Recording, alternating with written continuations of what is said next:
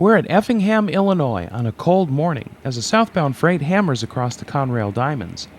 It's January 6th, 1990, and as the year dawns, it is the last that will see the main line of Mid-America as a double-track railroad.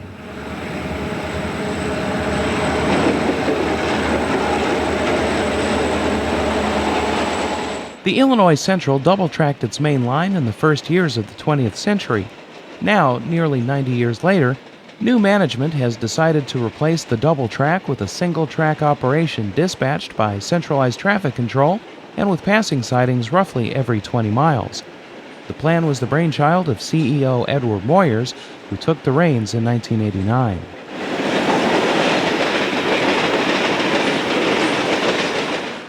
We head south of Effingham and pace northbound from Edgewood. A pair of SD20s are in the lead.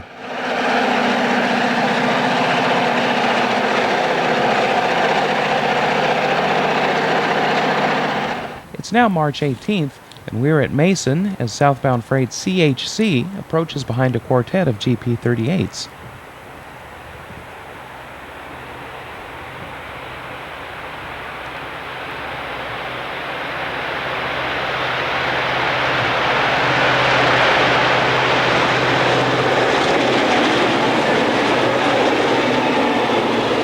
Mason was named for Colonel Roswell B. Mason, the engineer who had overseen the railroad's construction.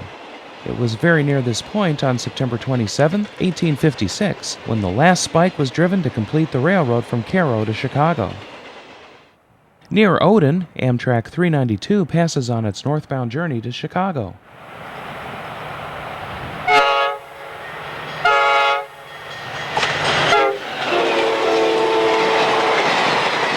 It's the 4th of July as Amtrak's City of New Orleans arrives at Centralia.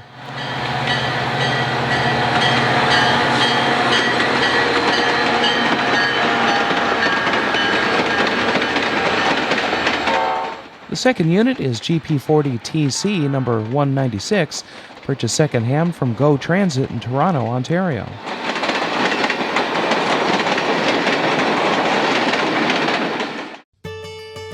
By July of 1990, work was well underway on the single-tracking project. Carbondale, Illinois was to be the location of one of the passing sidings on the Centralia District between Centralia and Cairo, and even as the trains kept operating as they always had, changes were happening. Work at South Carbondale was completed on July 19th.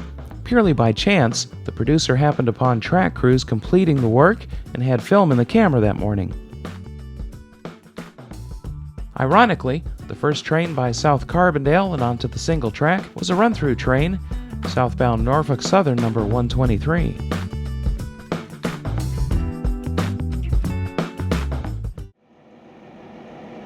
As the single tracking project worked north, operations would remain unchanged into August north of Carbondale. On July 21st, southbound CHC worked its way through Centralia. GP30 number 2250 was the third unit in the consist this day. Number 2250 was the only former GM&O GP30 to receive the new image black paint.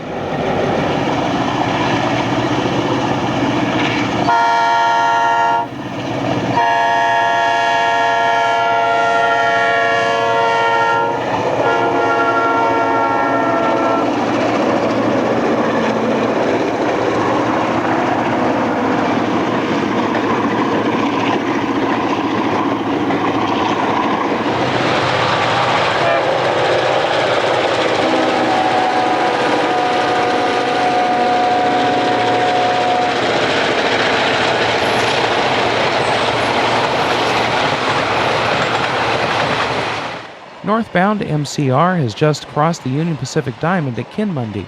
The second unit is a rare SD28, one of only 6 ever built. It's now the 26th of August and we're headed into the hills south of Carbondale. Southbound CHC passes through Makanda on what was the northbound main. The southbound main is still in place, though it has been out of service for over a month, and this is officially a single-track railroad.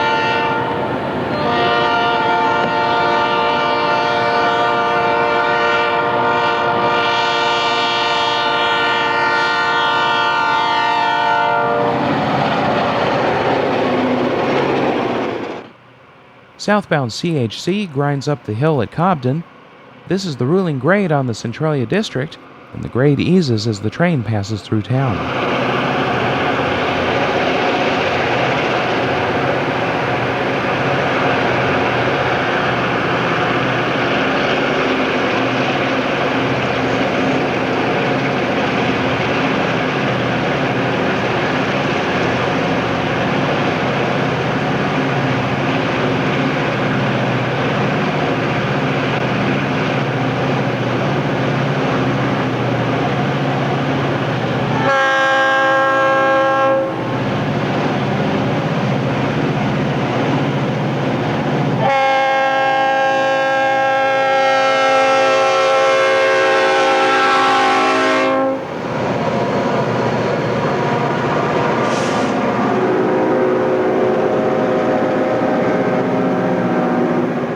A week later, southbound ESM looms out of the fog north of Cobden.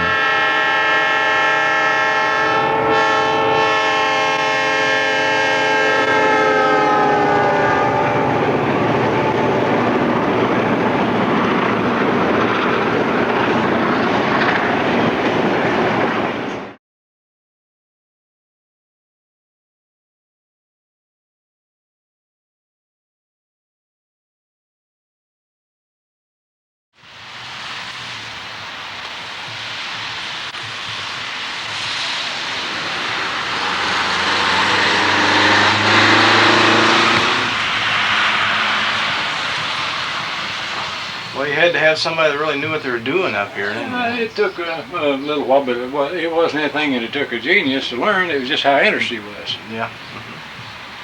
And I was really interested. Yeah. Very. Yeah.